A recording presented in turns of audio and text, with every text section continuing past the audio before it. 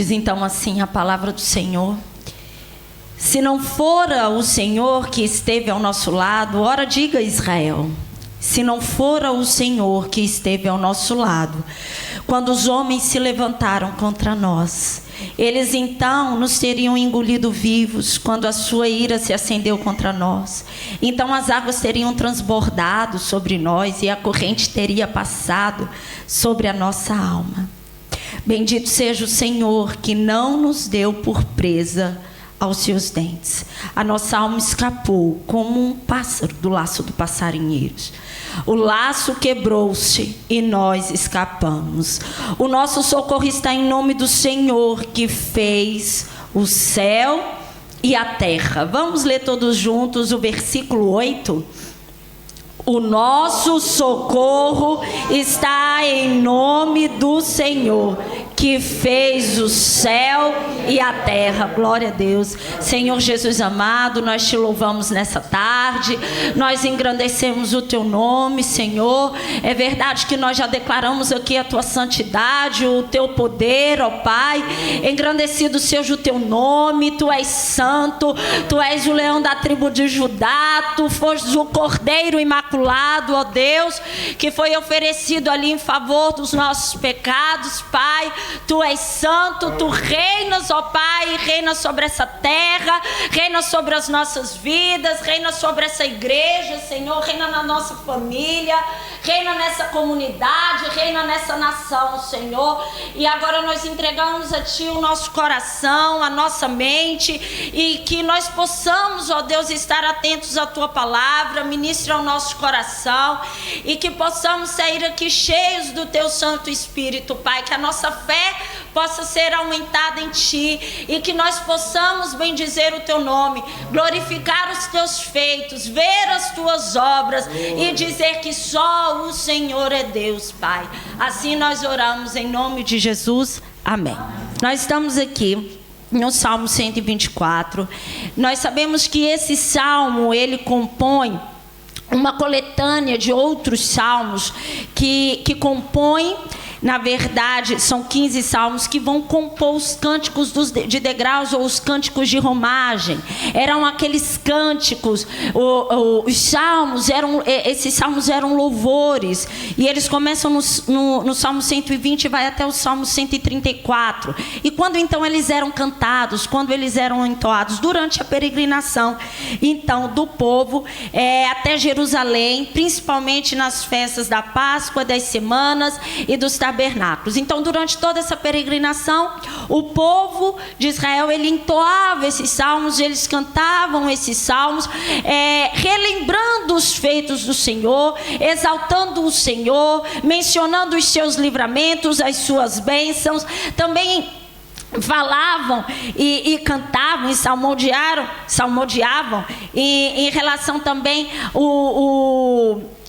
a sua convivência em comunidade, em irmandade, enquanto igreja, enquanto povo, não é? Ali enquanto povo, enquanto nação, ainda não tinha essa perspectiva da igreja, mas enquanto realmente povo e nação. Mas eles também cantavam as suas dificuldades, cantavam as suas angústias, as suas tribulações, mas não deixavam nunca de mencionar o poderoso Deus que os guiava, que os guardava, que os protegia. E esse Salmo 124, ele vai nos falar disso. É um cântico de livramento, é um cântico de bênçãos, é um cântico onde nós vamos ver a mão do Senhor atuar, proteger o povo de Israel. Então, é com isso que nós acabamos por perceber que o louvor, a adoração, ela é uma característica, e não é uma característica, não foi apenas uma característica do povo de Israel, mas é uma característica do cristão e é uma característica nossa. O louvor, a adoração, cântico ao Senhor faz parte de nós. Isso caracteriza-nos. E nós cantamos, e cantamos por quê e cantamos quando? Nós vimos que em diferentes passagens, em diferentes situações, nós vemos o povo a cantar. Aqui nós vemos o povo a cantar durante a peregrinação até que chegassem em Jerusalém. Mas nós também vemos um povo a cantar em tempo de angústia. E nós podemos até lembrar, às vezes eu fico assim, a tentar puxar pela minha memória, não é? Imediatamente, alguém que cantou em tribulação. E eu confesso aos irmãos que sempre o que me salta primeiro à mente é Paulo e Silas. Eles ali, depois de açoitados em praça pública, são então presos. E diz a palavra do Senhor que aqueles presos, eles ouviam a oração e o louvor que aqueles dois homens de Deus faziam naquele lugar. E que à meia-noite houve um grande terremoto e todos os grilhões, todas as algemas foram quebradas, porque Deus se fez presente ali. Ou seja, o cântico, a adoração não marca apenas dias de peregrinação, como também não marca apenas dias de bonança, mas também marca dias de lutas, de angústias e dificuldades, porque nós sabemos o Deus que trabalha em nosso favor. Quando nós pensamos em cântico, nós temos o próprio exemplo do nosso Senhor Jesus Cristo. Marcos vai fazer um registro no capítulo 4, logo no fim, na última ceia, e tendo cantado o hino, saíram para o monte. Se nós pensarmos também a respeito de cântico, poderíamos aqui lembrar de Josafá, até como cântico, uma estratégia de guerra. E não só, Paulo, escrevendo a sua carta aos Tessalonicenses, vai falar sobre as práticas, sobre as evidências da vida de um cristão, sobre as características da vida do cristão, e vai reforçar aquela igreja a importância do louvor e do cântico. Então, no capítulo 13, no versículo 16, nós vamos poder ver isso. Paulo escreve assim: a palavra de Cristo habite em vós abundantemente em toda sabedoria, ensinando-vos e admoestando-vos uns aos outros com salmos, hinos e cânticos espirituais, cantando ao Senhor com graça, ou seja, com gratidão em vosso coração. Ou seja, o que Paulo está a dizer àquela igreja, e a palavra do Senhor diz a nós hoje, primeiro que a palavra dele deve habitar na nossa vida. E essa habitação aqui é uma habitação permanente. É como se o nosso coração não pudesse funcionar como um Airbnb, que a pessoa vai lá, fica uma temporada, fica 2, 3 dias, não é? E depois sai, vem outro e não permanece ali. É ocasional. A palavra do Senhor, ela não é ocasional na vida do crente. A palavra de Deus deve permanecer, habitar no nosso coração. E com essa palavra, ela vai nos dirigir, ela vai nos ajudar, porque nós também vamos mutuamente aconselhar um ao outro, admoestar uns aos outros. E isso vai influenciar também nós, enquanto corpo da igreja. Enquanto corpo, enquanto igreja. Mas depois Paulo continua dizendo assim: com salmos, hinos e cânticos espirituais, cantando ao Senhor com graça, com gratidão no vosso coração. Ou seja, o cântico, a adoração, o louvor a Deus também é a manifestação da gratidão que nós temos por Ele. E quando nós vemos aqui e lemos e meditamos em um povo que cantava ao Senhor, esse povo cantava as obras do Senhor, esse povo cantava os feitos do Senhor. E nós, nessa tarde, também já cantamos ao Senhor por tudo que Ele nos tem feito. Nós cantamos a nossa salvação, nós cantamos a esperança que temos de vida eterna, nós cantamos a alegria que há dentro de nós, nós cantamos a confiança que temos nele, nós cantamos o Deus grande, vivo e que reina e que reinará para todos sempre. É isso que sai da boca, da nossa boca, da boca do cristão, da boca de um verdadeiro crente. É esse louvor, é esse cântico que nós vamos cantar. E nós cantamos por isso, nós cantamos porque nós temos um Deus que está vivo e que é rei. Porque as lutas, elas vão fazer parte somente de uma era presente. Luta, angústia, dificuldade, tudo isso tem dia para terminar. E quem disse que haverá um dia que não terá mais isso foi o próprio Deus, através da sua palavra. Haverá um dia haverá um tempo em que nós não choraremos mais, em que não haverá lugar para a tristeza, para o luto, para a morte. É só gozo e alegria na presença do nosso Deus. Há um dia que termina isso, essa era presente. Como eu disse, nós cantamos a nossa salvação. Nós cantamos a esperança que nós temos. E muitas vezes, meus irmãos, nós somos questionados porque nós ainda oramos, prestamos culto e cantamos a Deus diante, às vezes, de determinadas situações da nossa vida.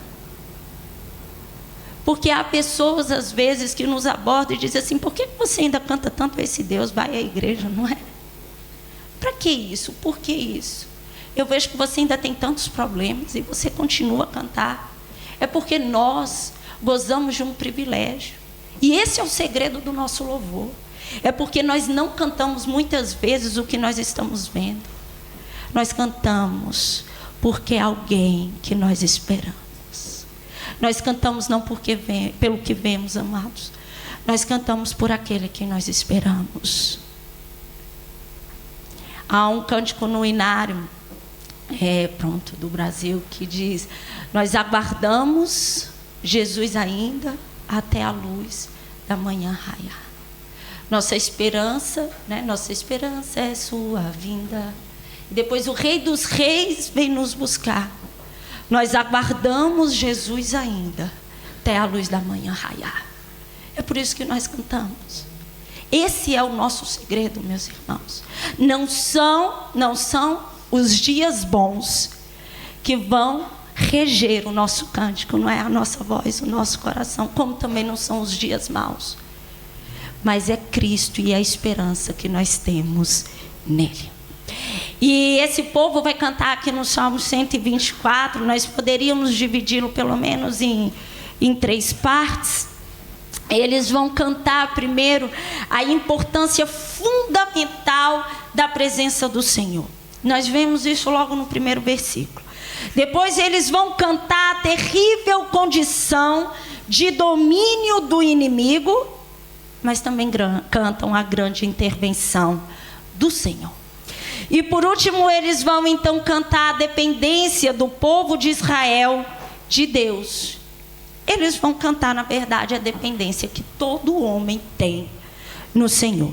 Vamos olhar então o primeiro versículo, os primeiros versículos, o versículo 1 e 2. Vai dizer assim: se não fora o Senhor que esteve ao nosso lado, ora diga Israel, se não fora o Senhor que esteve ao nosso lado. Nós temos a repetição dessa frase, se não fora o Senhor. E essa repetição vai acontecer aqui com um propósito. Esse propósito é enfatizar a obra do Senhor. Como se Davi, é a quem então destina-se a autoria desse salmo, é como se Davi tivesse a convidar não somente o povo, quando ele estava ali a entoar, não é? o salmo sendo entoado, mas é um convite para nós olharmos as obras do Senhor.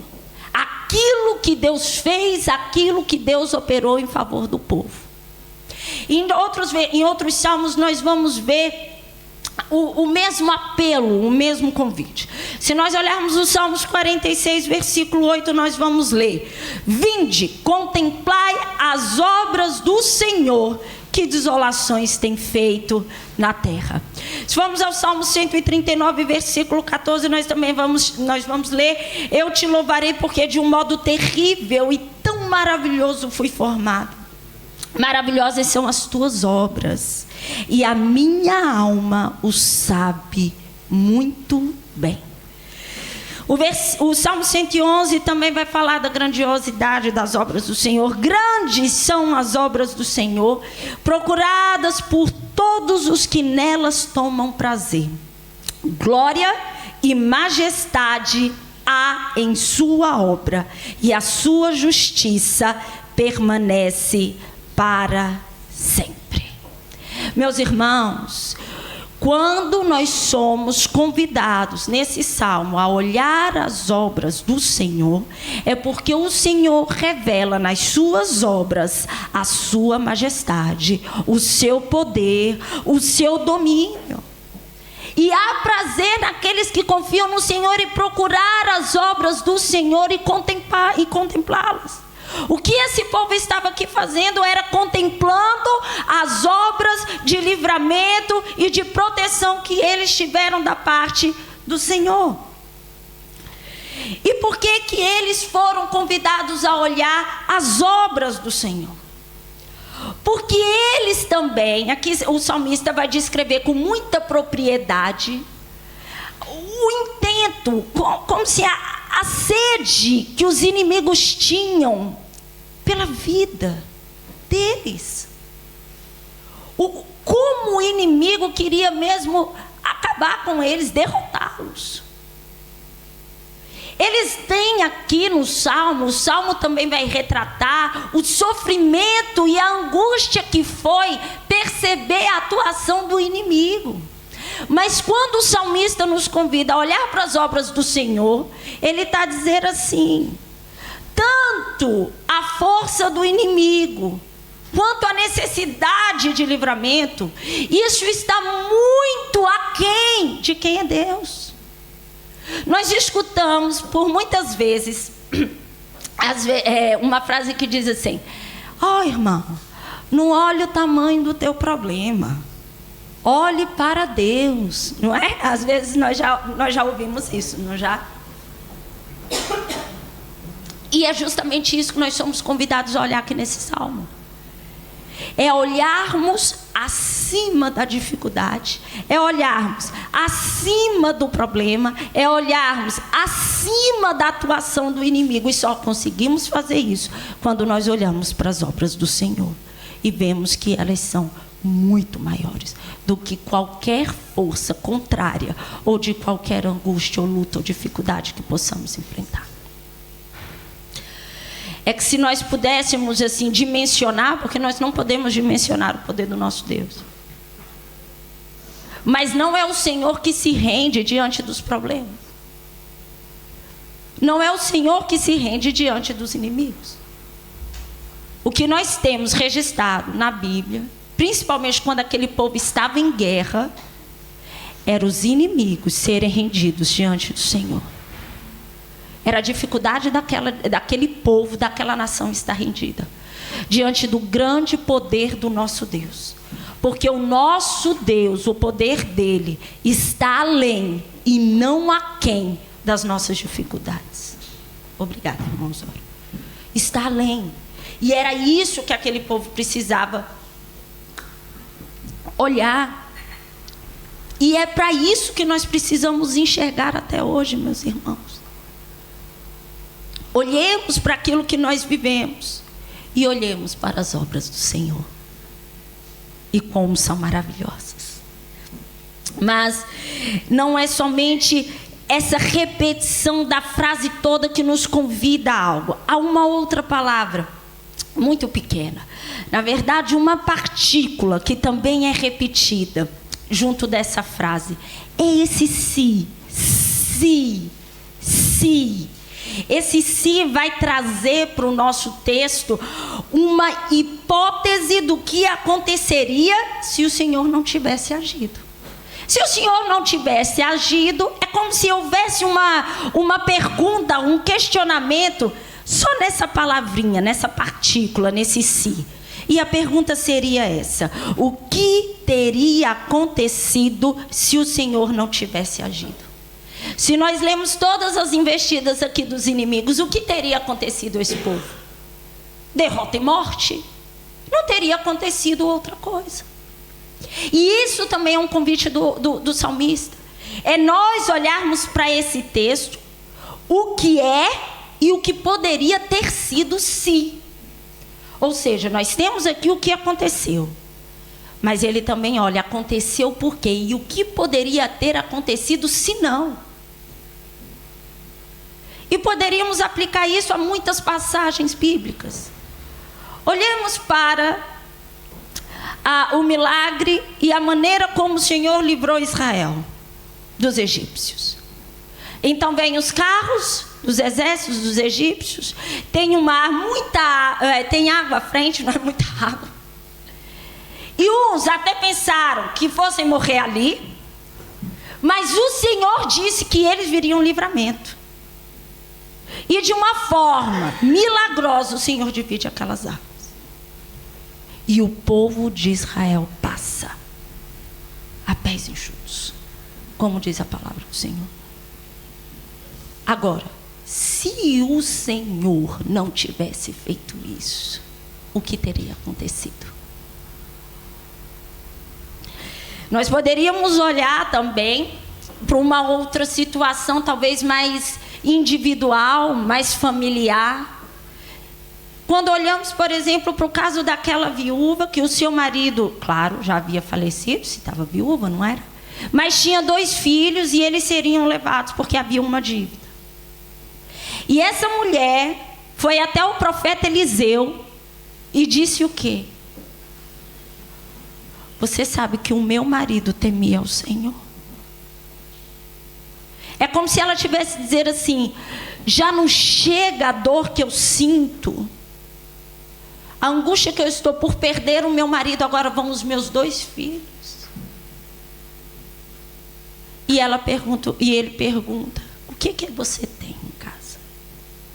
E ela diz que tem uma botija com azeite. E ele diz assim: agora você vai e pegue vasilhas, mas muitas vasilhas emprestadas. E ela busca vasilhas.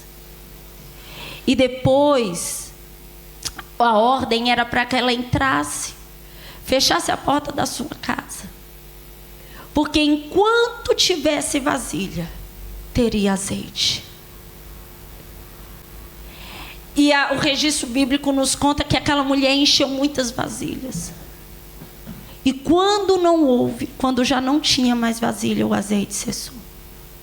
Por mais óbvia que fosse a resposta e o que ela deveria fazer com aquilo, ela volta ao profeta e diz: o que eu faço agora com isso? E ele falou assim: agora você vai, vende, paga a tua dívida e vive do resto.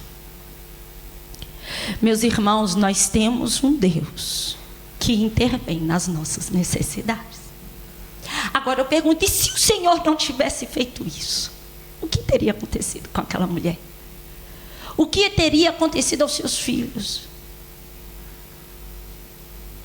Nós temos um Deus que faz e traz à existência o que não existe.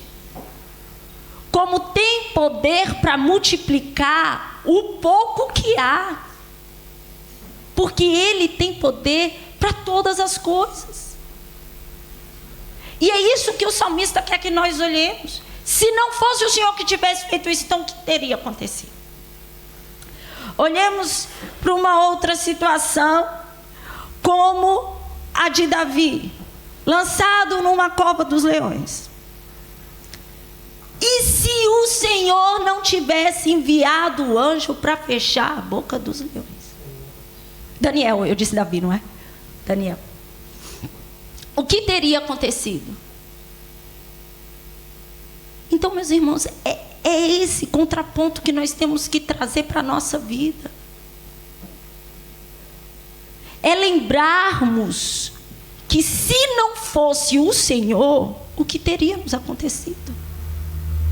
Se não fosse o Senhor, meus irmãos, eu não estaria aqui, era de certeza. E eu já compartilhei isso com os irmãos. 30 de agosto de 1987, há 37 anos atrás. Se não fosse o Senhor, no parto complicado que minha mãe teve, eu não teria saído. E como diz o médico: olha, saiu é como se fosse um ratinho, não é tão pequenininho. E falou: olha, mãezinha, mas por ser prematura, até que é bonitinha. Leva para casa, ela deve viver 1 semana. Não mais do que isso.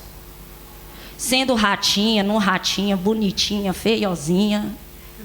São 37 anos para 7 dias. Também já compartilhei com os irmãos da outra vez, e às vezes eu ainda ouço, porque eu gravei o áudio, pedi, vó, grave isso daí, e em seguida ela partiu para o Senhor. Eu nem sabia que ia ser tão rápido.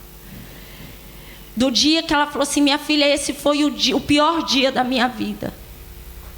Quando você convulsionou nos meus braços. E eu desesperada dentro de casa, você morta, porque você estava morta, Gisele, nos meus braços. E a vizinha veio me ajudar, mas eu disse, naquele dia eu orei ao Senhor. Eu coloquei você assim no alto e disse, Senhor, se for para essa menina envergonhar o teu nome, o Senhor não traz vida não, leva. Mas se o Senhor tiver um propósito na vida dela, eu te peço em nome de Jesus que o Senhor traga vida a ela. Fui levada para o hospital. Cheguei lá, os enfermeiros já pegaram, minha avó já não podia estar. E ela só via um médico indo e saindo, e colocaram muito álcool, e tentaram ali reanimar. Daqui a pouco sai a enfermeira e diz a minha avó assim, senhora, fica tranquila, porque a menina já respira. Meus irmãos, se não fosse o Senhor... Se não fosse o Senhor em muitas fases, em muitos dias, se não fosse o Senhor no dia de hoje, agora eu quero que os irmãos pensem na vossa vida. Se não fosse o Senhor naquele dia, se não fosse o Senhor naquela angústia, se não fosse o Senhor naquele dia mau, é isso que o salmista nos convida a fazer. Porque a vida e a vitória sobre os inimigos só dependia de uma condição: da presença do Senhor com Israel. Nós só dependemos de uma coisa: da presença de Deus nas nossas vidas. Quando Davi peca com Batseba, ele suplica ao Senhor no Salmo 51: Senhor, não retires de mim a tua presença, o teu favor, Senhor, porque sem o teu favor, Davi dizia, sem o teu favor eu não posso viver, sem o favor de Deus nós não podemos viver. Mas é verdade que eles também vão cantar a terrível condição de domínio do inimigo e a grande intervenção do Senhor. Vamos olhar os versículos de 3 a 7. Primeiro, eles dizem: eles então nos teriam engolido vivos quando a sua ira se acendeu contra nós. O salmista vai usar aqui 4 imagens. A primeira imagem é dessa, de uma boca que desejava consumi-los. É como se eles fossem ser literalmente engolidos vivos. Depois, então as águas teriam transbordado sobre nós e a corrente teria passado sobre a nossa alma. Ou seja, uma inundação, é muita correnteza, muita água. E isso tinha também dado cabo da vida deles. Depois, mas bendito seja o Senhor que não nos deu por presa aos seus dentes. Vai usar aqui a imagem de caçadores mortais, como se o povo fosse servir de presa. E depois ele usa uma quarta e última imagem, que é de uma armadilha do passarinheiro. Ele diz assim: a nossa alma escapou como um pássaro do laço dos passarinheiros. O laço quebrou-se e nós escapamos. É muito interessante, nós vemos uma armadilha para apanhar passarinhos, não é? Porque é uma madeirinha assim, outra assim. E é num instante aquilo ali. Então, quando eles sentem a presença no sítio lá onde o passarinho então vai, aquela madeirinha fecha e já era para o passarinho. E ele usa essa linguagem assim, que nós escapamos, como se a armadilha fosse fechar e escapamos. Escapamos dessa armadilha, daquilo que foi projetado.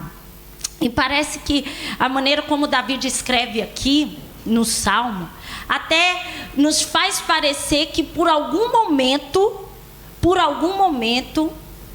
é como se o inimigo tivesse a vencer ou ter perspectiva de vitória sobre o povo, de tamanha que era a fúria deles.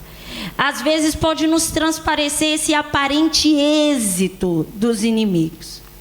E é interessante nós percebermos uma coisa, que a presença de Deus nas nossas vidas, muitas vezes, pode não impedir os ataques que nós sofremos.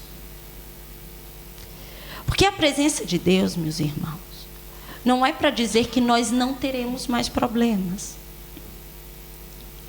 que nós não teremos aflições, que a chuva, o vento não vai chegar à nossa casa.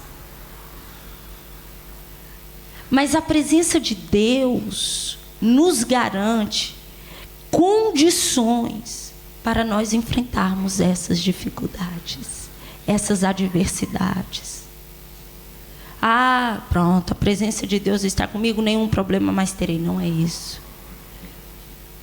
É a presença de Deus me traz condições e capacidades para que nós vençamos o dia mau da nossa vida. Tiago vai dizer: meus irmãos, tende com grande gozo quando cairdes em várias tentações, sabendo que a prova da vossa fé produz a paciência. Tenha, porém, a paciência, a sua obra perfeita, para que sejais perfeitos e completos, sem faltar em alguma coisa. Muitas vezes as provações são providenciais da parte de Deus também, para nos fazer íntegros, para forjar o nosso caráter, para nos santificar, para nos fazer amadurecer. Quando nós olhamos para a história de Pedro, então Herodes já tinha matado Tiago, e agora Pedro estava preso. Diz que eram quatro quadras de soldados, não é? Aguardá-lo. Ele estava preso entre 2 soldados algemados. E a palavra do Senhor diz que na noite anterior do seu julgamento, ou seja, no dia seguinte, ele provavelmente seria julgado, condenado. Agora, era como se realmente ele fosse, ali acabaria, terminaria. Porque só faltavam poucas horas para o dia do seu julgamento. Mas o texto também nos traz outra informação, que havia uma igreja orando e intercedendo em favor da vida de Pedro. E quando aparentemente estava tudo terminado para ele e que Herodes venceria, o Senhor envia um anjo. Ele tira as correntes, manda que ele colocasse a capa, calçasse suas sandálias, e até o portão da cidade abre-se para eles. Por quê? Porque o Senhor intervém na nossa vida diante das nossas dificuldades. Porque o Senhor tem o tempo perfeito, o modo perfeito para Ele agir.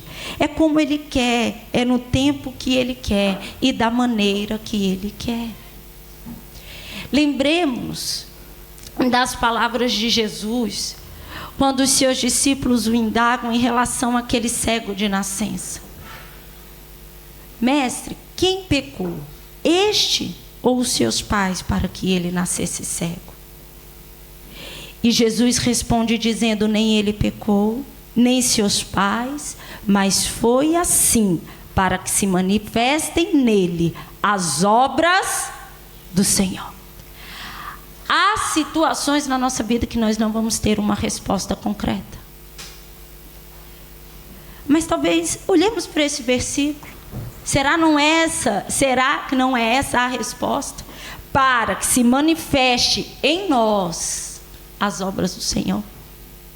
Não é para que se manifeste talvez na nossa casa, no nosso lar, na nossa família, as obras do Senhor. Por quê, meus irmãos? Porque é o Senhor quem tem todo o controle.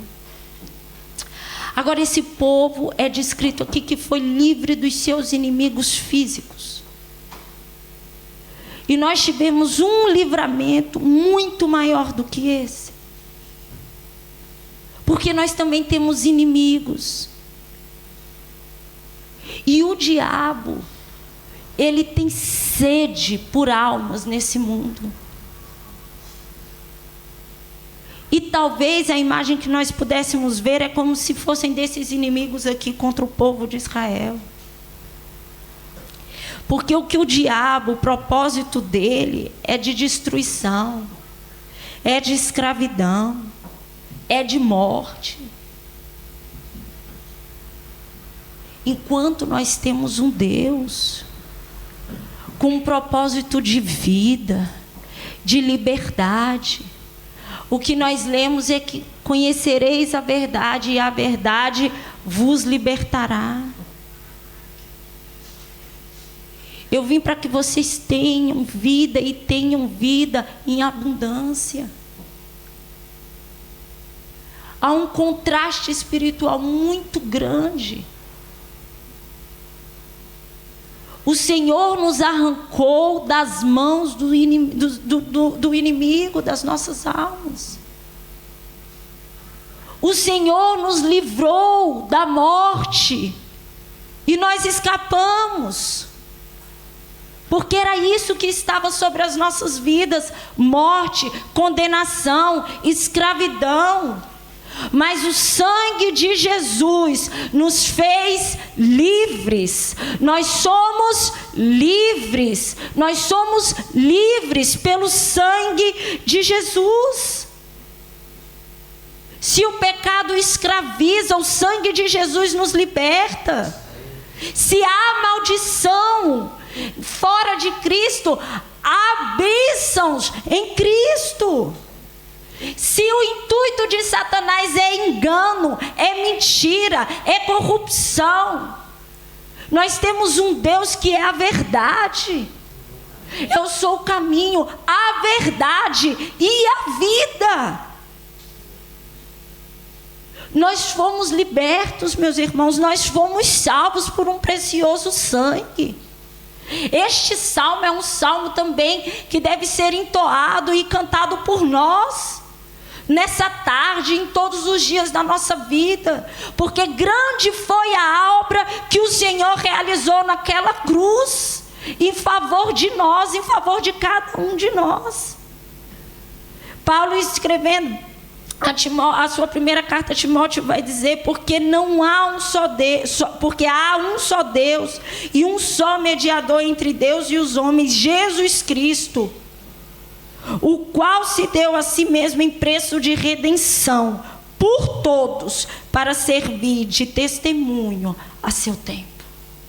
Em outra versão vai dizer: o qual se deu a si mesmo para comprar a liberdade por todos que crerem no seu nome. Não há outro nome.